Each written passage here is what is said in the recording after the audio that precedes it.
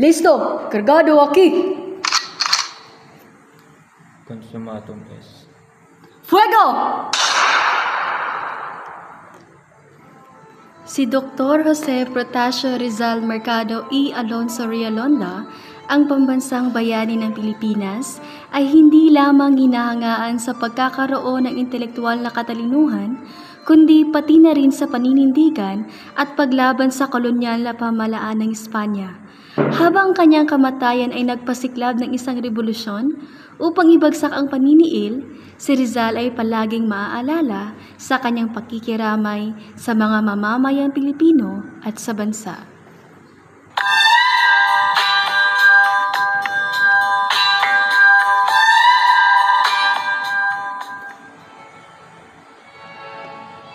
Noong 3 taong gulang pa lamang si Rizal, ang kanyang mahal na ina ang nagsilbing unang guro na nagturo sa kanya. Mahal kong anak, iyong basahin ang alpabetong Tagalog. A, ba, ka, da, I, ga, a, I, la, ma, na, para, sa, ta, uwaya. Mahusay! Sadyang napakatalino mo talaga, walang duda.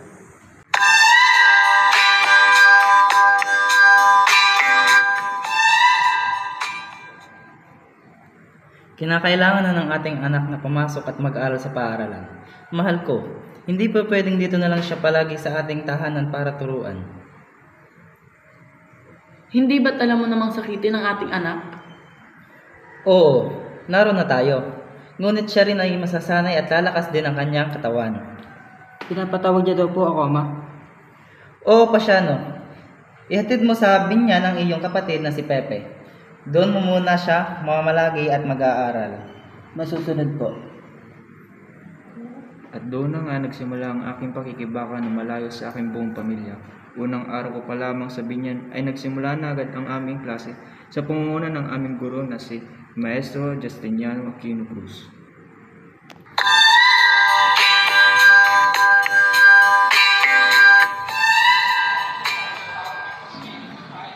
Ikaw, Jose, marunong ka ba magsalita ng Espanyol? Konti lamang po, guro. Sa salitang Latin? Konti lang din po, guro. Sa binyan ay naranasan ko ang mga bagay na hindi ko sadyang nararanasan sa aming tahanan. Kabilang narito ang kutsay ng aking mga kamag-aral, ngunit ako ay nagsumikap. Napakahusay mo, Jose. Salamat po, guro. Natapos mo na ang lahat ng dapat mong matutunan sa aking paaralan. Maraming salamat po, Maestro. Napakadami ko pong natutunan sa inyo. Sa aking murang edad, nasaksan ko na ang pagmamalupit at pag-aalipusta ng mga Kastila sa mga Pilipino. Gaya na lamang ng pagbitay sa 3 pari na pinagbintangan sa kasalanang hindi naman nila talaga ginawa. Gayon din, nasaksan ko din kung paano pagbintangan ng aking pinakamamahal na ina. Ano pong nais niyo at naparito kayo? Sumama ka sa amin. Inaaresto ka namin sa salang pagtangkang lasuni ng asawa ng iyong kapatid. Wala akong kinalaman sa kanyang binibintang sa akin. Wala akong kasalanan. Bitawan niyo ako. Hindi ko ginawa iyon. Sinisiraan niyo lang ako. Huwag na lang kayong lumaban at sumama kayo ng mahinahon. Walang awa nilang hinatak ang aking ina palabas sa aming tahanan. Wala awang siyang pinahirapan at napiit sa kulungan ng higit na 2 taon.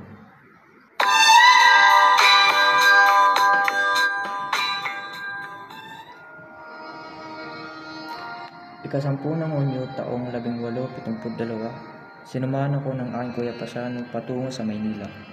Doon, nagbaka sakali kang ako'y makakapasok sa Universidad ng Ateneo. Hindi ka namin maaaring tanggapin dahil una, ikay nahuli sa tinalagang araw ng rehistrasyon. Ikalawa, mukha kang sakitin at patpatin para sa iyong edad. Paumanhin po, Padre Magin. Nakakasiguro akong mahusay na mag-aaral itong si Jose. At naniniwala akong magdudulot siya ng magandang reputasyon sa paaralang ito. Kaya naman nararapat natin siyang tanggapin rito.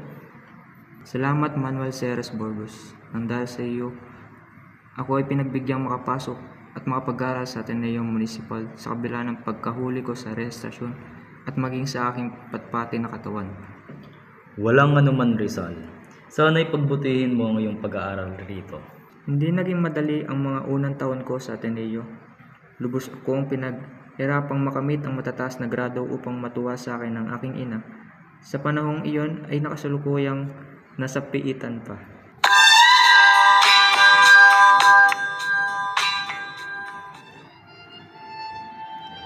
Kamusta na po kayo, ina? Lubos akong nangungulila sa iyo. Huwag mo akong ganong isipin, anak. Maayos naman ang kalagayan ko dito. Kumusta naman ang pag-aaral mo sa Maynila? Mabuti naman po, ina. Matataas naman po ang aking mga nakakamit na grado. 3 buwan na lang, ina, ay makakalaya ka na rito. Magkakasama na tayo muli. Sana nga magkatotoo yan, anak. Sa unang bakasyon ko sa aking pag-aaral sa Maynila, ako'y lumuwas muli sa aming bayang Kalamba. At sa panahong iyon ay nagkatotoo ang aming pangarap ng aming ina, na sa wakas ay kasama na namin siyang muli dito sa Kalamba. Ina, sa wakas, makakasama ka na namin. Salamat sa Diyos at ako'y nakalabas na rin mula sa piitan. Ina, kami sobrang nag-aalala sa iyong kalagayan doon sa piitan. Huwag na kayong mag-alala. Ang importante, magkakasama na tayo ngayon. Pinagpatuloy ko ang aking sipag sa pag-aaral. Ako'y nakakuha ng mga medalya at nanatiling matataas ang aking mga grado. Napakahusay mong magsulat ng tula, Jose. Pagpatuloy mo lang yung pagsulat. Ako'y nakakasigurong ika'y may magandang pinabukasan sa larangan ng literatura. Gracias, Padre Sanchez.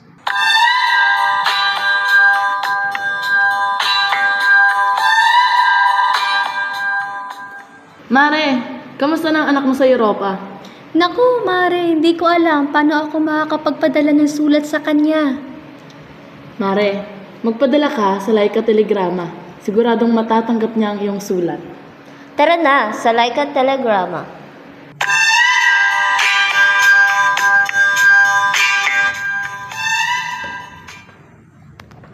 Nasa 16 na taong gulang si Rizal nang nadama ang unang pag-ibig sa dalagang nagangalang Segunda Katigbak. Binibini, maaari ko bang malaman ang iyong pangalan? Ako si Segunda, Ginoo. Ako naman si Jose. Lupa akong nabighani sa taglay na kagandahan ni Segunda. Rizal, hindi ba't ikaw ay dalubhasa na pintor? Bakit hindi mo ipinta ang dalaga si Segunda? Ako ay napatingin kay Segunda at nagkatagpo ang aming mga mata. Pumayag ako na impinta siya kahit na alam kong wala ni anong kulay upang pinta ang makakahawig sa kagandahan niya. Sa bawat pagkakataon na ako ay mapapatitig sa kanya, hindi ko maiwasang mawala ang aking mga pisngi sapagkat ang mga kanyang mga mata ay tila sa akin nangungusap. Nabiyag ba ni Segunda ang puso ng binatang si Jose? Ngunit sa kasamaang palad, ang kanyang unang pag-ibig ay kakasal kay Manuel Luz. 23 ng Marso, 1877. Sa wakas, dumating na rin ang araw ng aking pagtatapos. Natanggap ko ang pinakamataas na parangal at akin na rin nakamit ang Bachelor ng Artes.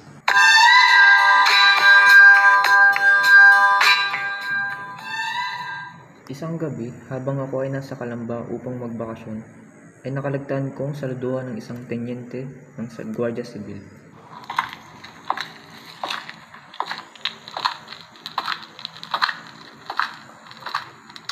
Kalapastangan! Hindi ka man lang sumaludo sa akin? Wala kang galang! 3 hagupit ang natanggap ko at inilapit ang kaso sa Malacanang, ngunit ako hindi pinansin.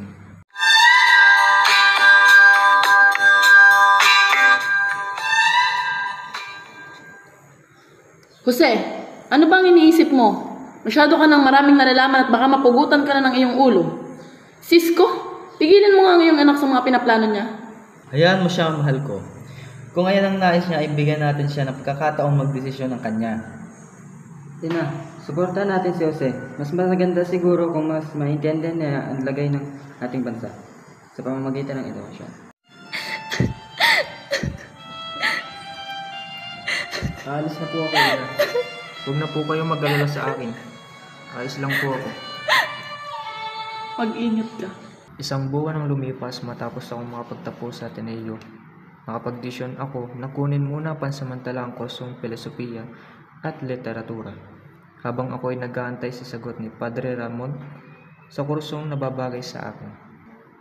Sa pagkakataong ito, ginamit ko ang apelyidong Rizal upang hindi makagawa ng pansin sa mga mata ng Espanyol sa aking papasupang universidad. Habang ako'y nag-aaral sa Universidad ng Santo Tomas, ay doon ko nakilala ang isang kaakit-akit at mainhing dalaga na anak ni Tio Antonio Rivera, nangangalang Leonor Rivera.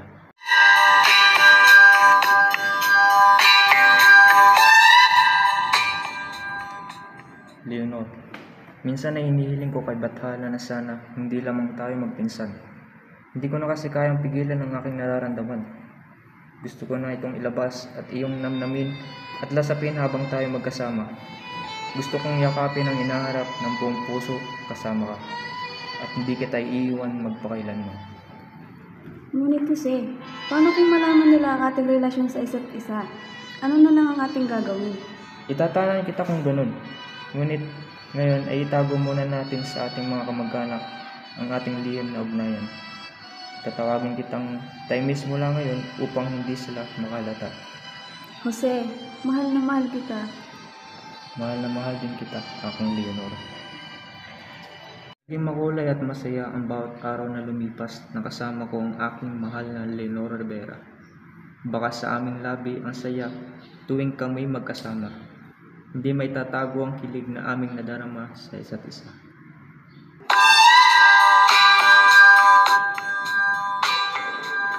Mabuti pang ipagpatuloy na lamang sa ibang bansa ang aking pag-aaral dahil aking nakita sa Universidad Santo Tomas ang diskriminasyon sa mga Pilipino mag-aaral na tulad ko. Hindi ko na matitiis pa ang pangapi ng mga propesor at namumunuan. Higit na makakabubuting ipagpatuloy ko sa ibang bansa ang aking pangarap na maging isang manggagamot.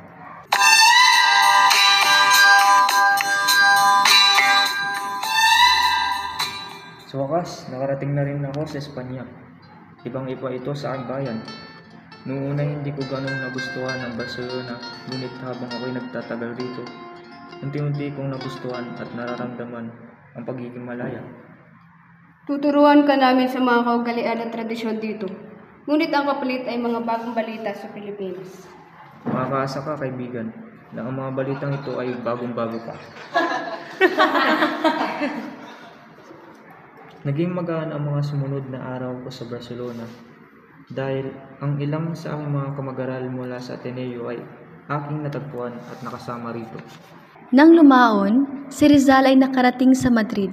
Napagpasyahan niyang umanib sa Sirkulo Hispano-Filipino, isang organisasyon ng mga estudyanteng Filipino sa Madrid, kasamang ilang Espanyol na dating nanirahan sa Pilipinas.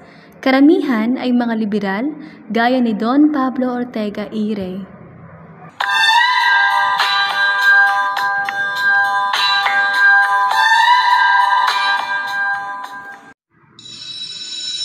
Sa wakas, nakapasok na rin ako sa isang universidad dito sa Madrid.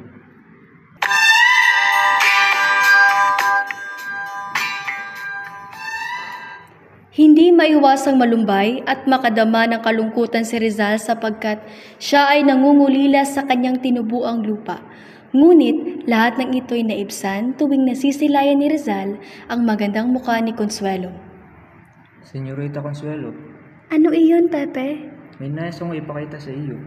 Ikalulugod ko iyang tanggapin. Hindi ka maalis sa aking isipan kaya't napagpasyahan kong isulat ka ng isang tula para sa iyo, Consuelo. May sana'y magustuhan mo ito. Ito ay pinamagatang A la Señorita C.O.Y.R.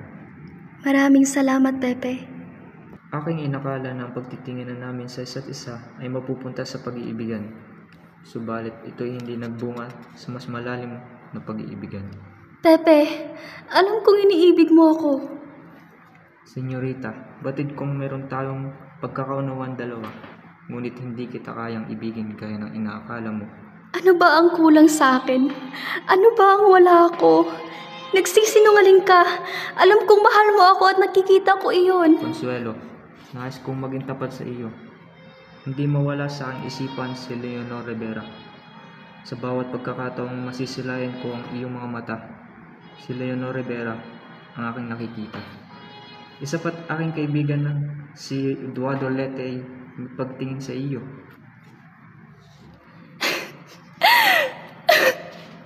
Alam ko.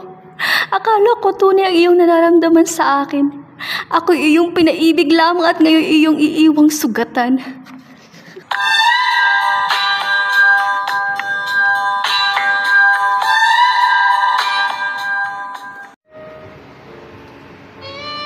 Sa mga espesyal na okasyon, gusto mo bang bigyan ng espesyal na regalo ang iyong minamahal? Ang pag-ibig na tunay na singsing ay ang perpektong simbolo ng iyong pagmamahal.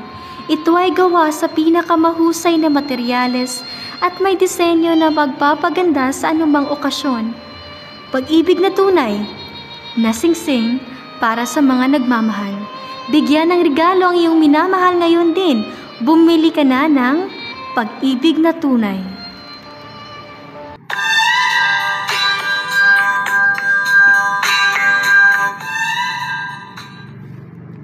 Taong 1985 nang makapagtapos ng pag-aaral sa Madrid si Rizal. Sa pagkakataong iyon ay labis na karamdam ng tuwa dahil sa wakas ay naging isa na siyang ganap na manggagamot at napagtagumpayan ang ipinapangarap ng kanyang kuya Pasiano. Jose Protasio Rizal Mercado y Alonso Rialonda, licenciado en Medicina, sobresaliente. Nakalipas ang ilang buwan nang ako'y napagtapos ng pag-aaral, napagpasyahan kong dumayo papuntang Europa. Pagkaraan ng ilang taon, ay natapos ni Rizal ang pagsulat ng kanyang unang nobela na Noli Me Tangere. Maximo Bihula, Pepe, ikaw ba yan? Anong nangyari sa'yo? walang dumating na pera mula kay Kuya Pasiano. Ngayong mga nakaraang buwan, isang beses lang ako kumain. Dala ng sobrang kahirapan at pagtitipid sa panahong iyon, napag-isip-isip ni Rizal na magtanggal ng ilang pahina sa kanyang nobela. Isa sa mga kabanata na kanyang tinanggal ay ang kabanata patungkol kina Ilyas at Salome na dapat ito ay ika-25 kabanata. Nakahanap na din tayo na maglilimbag ng Noli Me Tangere. Ang laki ng tinipid natin na humingi lamang ng 300 pesos para sa 2 librong kopya. Masyado kang nagtitipid, aking kaibigan. Kaya ko naman bayaran ang gastos kahit sa iba tayo nagpalimbag. Mas mabuti nang makatipid.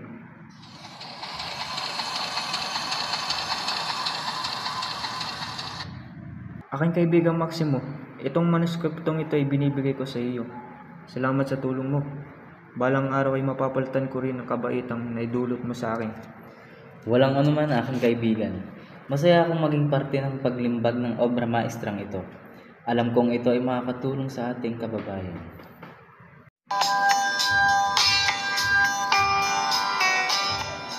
Nang mailimbag na ang unang nobela ni Rizal at ito'y kumalat, siya ay nagpasyang umuwi sa kanyang lupang tinubuan, nagpadala siya ng sulat sa kanyang ama.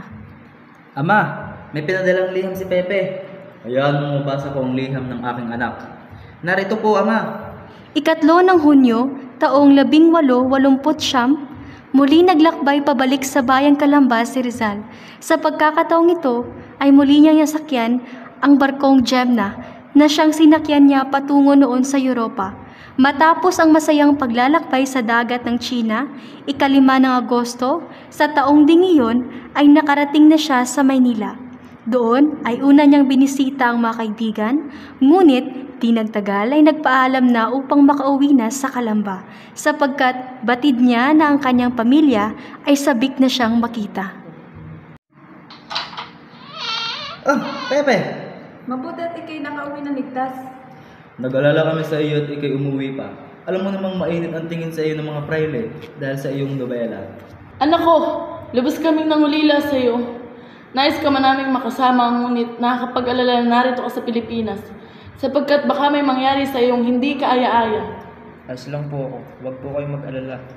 Tayo na lamang pong maging masaya at ngayon ako'y nakarating na. Masaya akong nakauwi sa Pilipinas at makasama ang aking pamilya. Ngunit may isang bagay pa akong nais gawin habang ako'y narito. Nais kong masilayan muli ang aking pinakamamahal na si Taimis. Ina, Ama, nais ko po sana magpaalam. Akin lamang pong bibisitahin ng aking Leonor. Hindi maaari, Pepe. Alam mo bang mainit ka sa mata ng mga praile? Bilang ama mo, ay hindi ako papayag.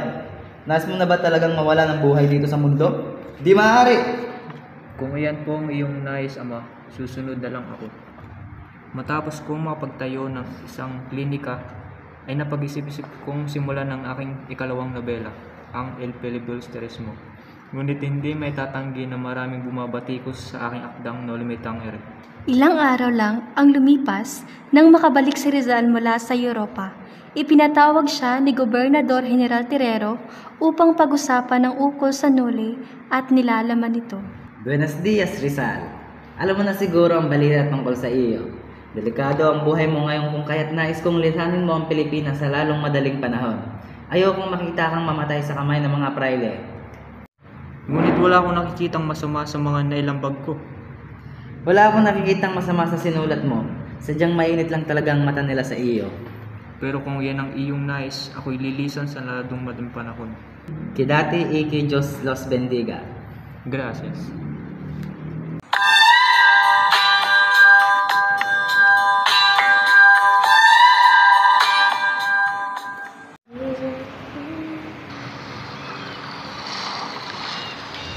Iwasan ng ordinaryong, damhin ang pambihira. Naghihintay ang Sea Breeze. Mag-book ng iyong cruise ngayon din. Sea Breeze Cruise.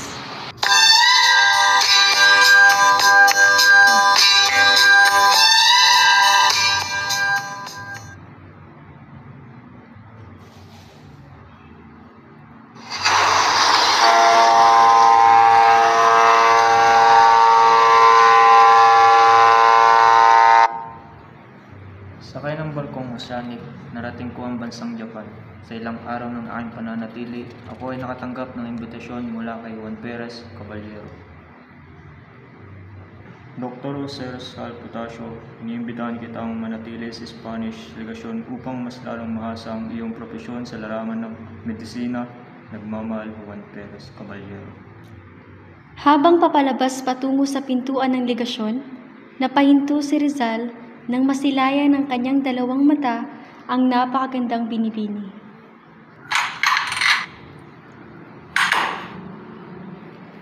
Nagtanong-tanong ako sa mga empleyado ng legasyon upang mas makilala ang binibining pumukaw ng aking mga mata. Kinabukasan, inabangan ni Rizal ang pagdaan muli ni Saiko Usoy at hindi naman siya nibigo. Dumaan si Usaysan sa kanyang harapan, dali-dali niyang inalis ang kanyang sombrero upang magpakilala. Konnichiwa. This is Rizal, and he is a physician in Manila who was invited to stay here at the regulation. It is nice to meet you. I speak English and French. I see. I thought that I need to study more about Japan. I'm lucky that you could speak 2 languages that I know. Let us be friends and please take care of me. As you wish. Dito nagsimula ang magandang pagtitinginan namin ni Usaysan. Siya naging aking gabay, tutor, at tagasalin. Lahat ng hinahanap ko sa isang babae ay nakita ko sa kanya.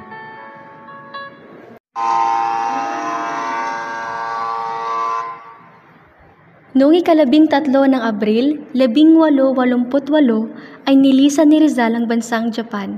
Napagdesisyonan niyang ipagpatuloy ang paglalakbay sa Estados Unidos kahit alam niya na masasaktan ang kanyang pinakamamahal na si Usaysan. Ay kailangan niyang ipagpatuloy ang kanyang paglalakbay at misyong palayain ng bansang Pilipinas.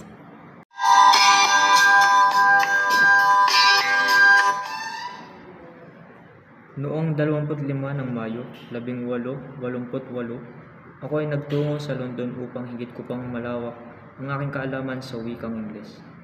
Pansamantala akong naniraan sa bahay ni Antonio. Di nagtagal ay nakahanap rin ng isang bahay na matitirhan malapit sa museo ng Britanya si Rizal at ito ay ang bahay ng pamilyang Beckett.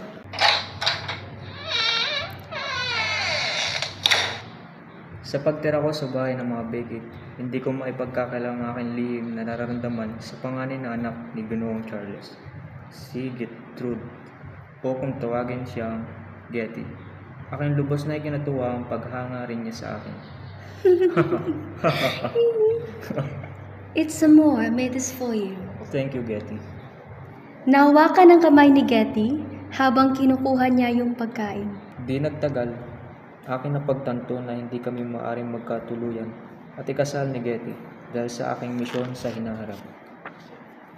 Noong ika-19 ng Marso, 1889, masakit man para sa akin na tuluyan na ako magpaalam sa may pamilyang Beckett, lalong-lalo na kay Gertrude, at ako ay nagtungong Paris.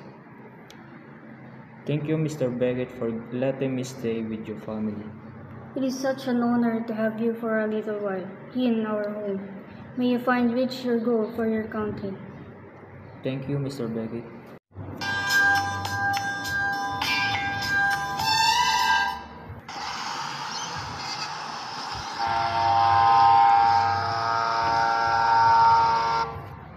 Nakarating ako ng Paris noong Marso 1889. Ako'y lubos na hinahirapan sa paghahanap ng matitirahan dahil sa darating na Mayo ay dito gaganapin ang Exposition Universal. Dahil dito naging mataas ang pamumuhay sa Paris. Napakamahal naman po ng renta nyo rito. Hindi na po ba pwedeng babaan ito? Naku, hindi na pwede! Ito na talaga ang presyo ng mga renta dito sa Paris. Sige po, maraming salamat. Ginugol ni Rizal ang kanyang oras sa pambansang aklatan ng Paris. Dito ipinagpatuloy niya ang pananaliksik at paglalagay ng anotasyon sa aklat ni Morga. Noong 18 na po, nailimbag ng aking edisyon na may anotasyon sa akdang susesos ni Morga. Pagkatapos kong nanirahan sa Paris, napagpasyahan kong dumako sa Brussels. Ako'y naging abala sa pagsusulat ng El Filibusterismo. Ako rin ay nagsulat ng mga artikulo para sa La Solidaridad. Kagad ako nagganap ng imprentang may mababang singil. Naging desperado ako dahil paubos na ang aking pondo. Nagawa kong magsangla ng alahas upang may bigay ang paunang bayan. Bakit hindi mo sinabi sa akin ang iyong kinakaharap na suliranin, Pepe? Ako'y nahihiya sa iyo kaya hindi ko to sinasabi. Ako nang bahala, kaya ko namang bayaran yan. Maraming salamat kaibigan sa iyong tulong upang mailimbag ang aking Il Filibusterismo. Walang anuman aking kaibigan. Ika-18 ng Setyembre taong 1891 nang matapos ang publikasyon ng aking akda.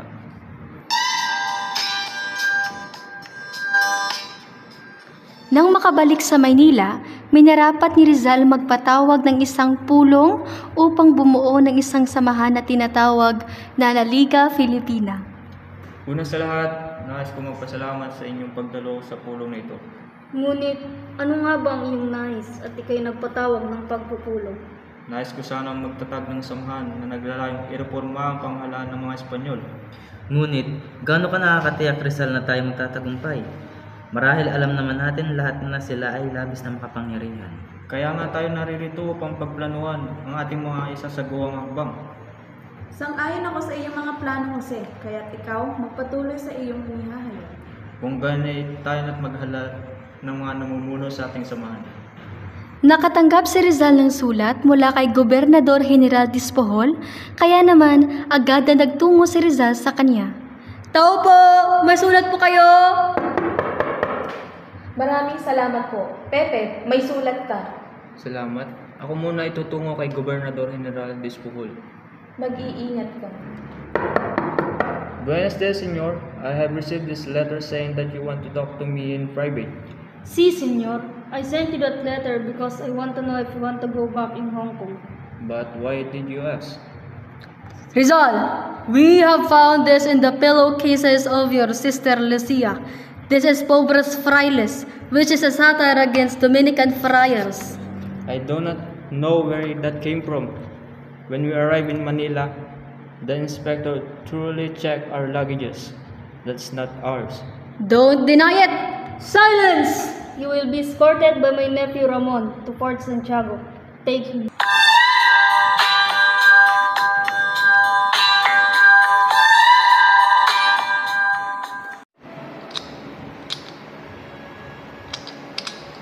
Huwag nang mag-alala sa inyong bagahe. Ang bantay bagahe bag ang sagot. Ligtas, matibay at maginhawa. Hanapin ito ngayon din. Ang bantay bagahe bag, ang bantay bagahe bag.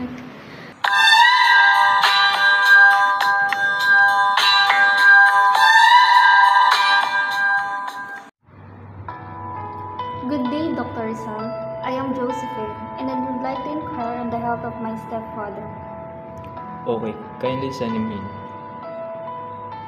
Sa dapitan ko nakilala ang isang napagandang binibini na nagbibigay sa akin ng isang magandang alaala. Siya ay isang magandang Irish na taga Hong Kong. Habang sinusuri ang mata ni Mr. Topher, napapatingin si Rizal kay Josephine. Hindi nagtagal ay nahulog ang loob ni Rizal at Josephine sa isa't isa. Naging matamis ang pagsasama nilang dalawa. Sila ay nagnais na magpakasal, ngunit hindi pinayagan dahil kinakailangan pa ang sumangguni at pahintulot ng Bishop ng Cebu. Nang malaman ito ng ama ni Josephine, ay galit na galit ito na mawala si Josephine. Hindi ako papayag na kayo ay magpakasal ni Rizal. Ngunit ama, mahal ko si Jose. Sa kabila ng mga humahadlang, ay nagpasya si Rizal at Josephine na magpakasal. Sila ay nagpakasal ng sila lang at manumpa sa Panginoon. Mahal kong Josephine, tinatanggap kita upang maging asawa upang maawakan ka mula sa araw na ito at magpakailanman, sa hirap o sa ginhawa, sa sakit o kalusugan, upang alawin ka ng aking hindi nagmamaliw na pag-ibig at katapatan, hanggang na tayo ay papaghiwalayin ng kamatayan. Ako, si Josephine Bracken, tinatanggap kita, Jose, upang maging aking kabiyak, upang maawakan ka mula sa araw na ito at magpakailanman, sa hirap o ginhawa, sa sakit o kalusugan, upang alawin ka ng aking hindi nagmamaliw na pag-ibig at katapatan, hanggang sa tayo ay paghiwalayin na ng kamatayan. Mahal na mahal kita, Josephine. Mahal na mahal din kita, Jose. Si Rizal at Josephine ay tumira sa dapitan bilang mag-asawa noong 1876 at sila ay umaasa ng sanggol. Ngunit sa kasamaang palad, nakunan si Josephine dahil sa isang hindi magandang biro ni Rizal.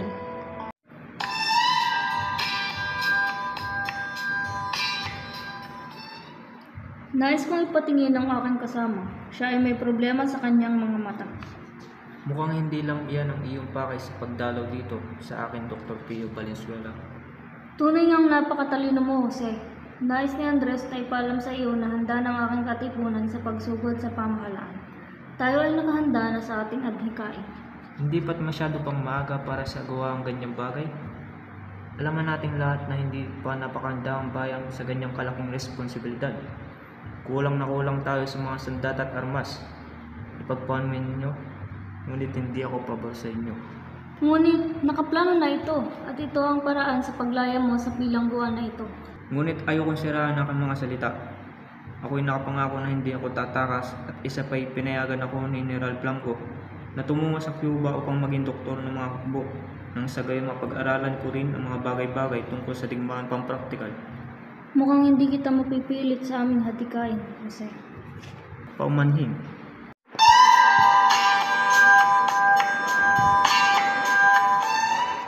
Kinakailangan kong magmadali upang hindi maabutan mga himagsikan noon sapagkat delikado ang panahon na iyon. Ngunit ako'y huli na, nakalis na ang vapor patungong Espanya ng araw na iyon. Ngunit sa pagkalipas ng isang buwan, lula ng isang barkong Isla de Panay, ako'y nagtuloy patungo sa Espanya at doon nakausap ko si Don Pedro. Nais ko sanang hilingin na tumigil ka na dito sa Singapore, Jose. Ako'y hindi mapalagay sa liham na iyong tinanggap. Ang liham na hinatid ni Gobernador Blanco? Ngunit umasa akong maganda ang patutunguhan ng lahat ng ito. Ngunit Jose, tila'y masyadong matatag ang iyong paniniwala sa gobernador. Dapat alam mo na hindi dapat siya pagkatiwalaan. Manalig na lamang tayo, Pedro. Magiging maayos din ang lahat ng ito.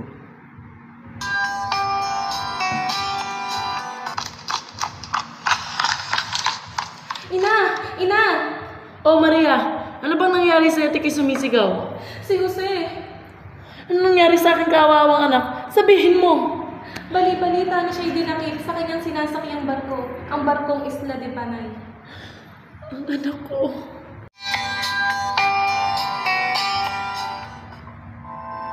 Ayon sa aking pagsisiyasat, may dalawang katibayan na laban sa iyo. Una, ay ang sinumpaang pahayag mula sa iyong mga nakasalumuha sa buhay. At ang pangalawa, ay ang mga katibayang dokumento tulad ng mga artikulo, tula, lihim at mga talumpati na iyong isinulat. Walang masama sa mga artikulo at tulang ginawa ko, Hukom Nicolas del Peña. Hindi itong makatarungan. Sisiguraduhin ko na malilinis ko ang aking pangalan. Ako, si Enrique de Alcocer, bilang piskal, ito lamang ang aking maimumungkahi. Pinapaintulutan kita na mamili ng iyong manananggol. Nandito tayo ngayon upang litisin si Jose Rizal ukol sa kanyang kasong pag-aalsa, sedisyon at pagtatag ng mga ilegal na samahan. Si Rizal ay ginagawa lamang ang kanyang tungkulin para sa ating bayan at wala akong nakikitang masama laban dito. Isa pa'y mahirap unawain ang usaping ito dahil sa mga damdamin laban sa nasasakdal. Ngunit paano mo ipapaliwanag ibibintang sa kanya ng mga hukom? Ang mga hukom ay hindi dapat maging mapagiganti. Dapat silang maging makatarungan. Tama! Tumahimik ang lahat. Kung sinasang-ayunan ng naturang hatol sa tamang sakdal. Kung gayo'y tapos na ang usapin, ikaw Rizal ay nahatulang barilin sa Bagong Bayan sa umaga ng 30 ng Desyembre.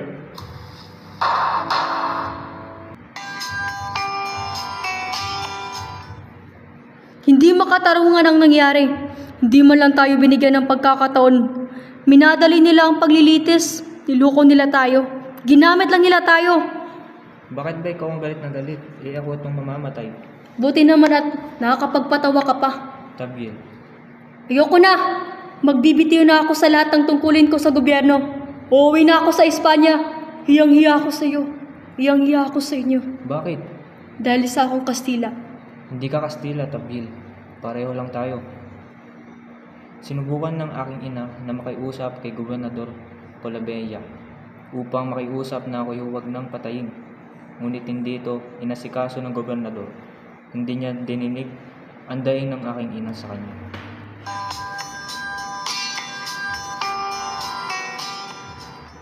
Kailangan nating gumawa ng paraan upang iligtas si Jose Rizal.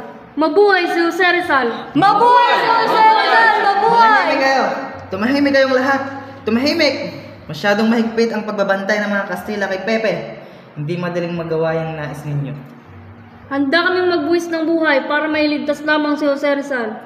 Mabuhay si Rizal! Tama na! Tumahimik ang lahat. Ako man ay gusto kong maligtas ang aking kapatid. Ngunit natitiya ko na kailanman hindi ko gustuhin ni Pepe na dumanak ang dugo dahil sa kanya. Wala tayong magagawa. Diyos na lang ang bahalang maligtas sa kanya. Mahal kong kapatid, may 4 na taon na at kalahati na hindi tayo nagkikita. Kung nagkakausap man lamang at maaaring kailanman ay hindi na magkita. Ngayon, ako'y mamamatay na dinaramdam ko na maiwan kang mag-isa upang pumasa ng lahat ng bigat ng ating mga kamag-anak at ng ating mga matandang magulang. Nagugunit ako ng kalakhan ng iyong hirap upang mabigyan ka ng isang karera na hindi ko inaksaya ng panahon ko. Ina, amado ko. Prohibido! Ina! Ina, pag ako'y namatay na, nais ko pong hingin ninyo agad ang aking bangkay at baka saan lamang po nila itapon ito. Nais ko pong ibaon nyo ito sa lupa, lagay ng isang bato, ilagay nyo ang aking pangalan, ang araw ng aking kapanakan, ang araw ng aking kamatayan. Nais ko pong lagyan nyo po ito ng isang krus. Di que está prohibido! Pepe! Desyembre, 30, 1986, ang araw ng pagkamatay ni Rizal. Nagsuot siya ng damit, mga botones, necktie, titingin sa salamin habang nagsusuklay. Susuotin ang coat at dadating si Tabiel upang ibigay ang kanyang sombrero. Handa na ako, ikaw. Huwag kang matakot. Nandito ako. Tagapin mo ito para hindi mo ako makalimutan. Ibigay mo na lang yan sa pamilya mo. Sobra-sobra na ang aking alaala sa'yo.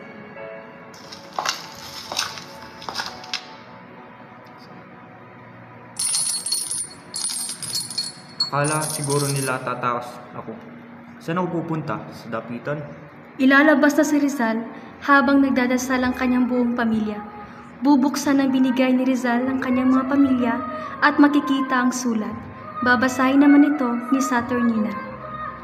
Farewell, my adored country, region beloved of the sun, pearl of the Orient Sea, our lost Eden deporting in happiness. To you, I give the sudden remains of my life, and had it been a life more brilliant, more fine, more fulfilled, even so, would have given it willing to you.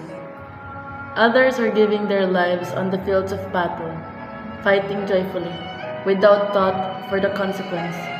How it takes place is not important. Cypress, laurel, or lily, scaffold on the battlefield, in combat or in cruel martyrdom, it is the same of demanded by the country and home. I am to die when I see the heavens go vivid, color in the sky at last, announcing day. If color be needed to embellish in your dawn, shed my blood. At that perfect moment let it flow, and be enhanced in the reflection of your dawning light. Con ultimo pabor, let me face the firing squad. Imposible! Then at least spur my head. In the name of the King of Spain, anyone who raises his voice in favor of the criminal will also be executed. Listo! Cargado aquí! Consuma tu es. Fuego!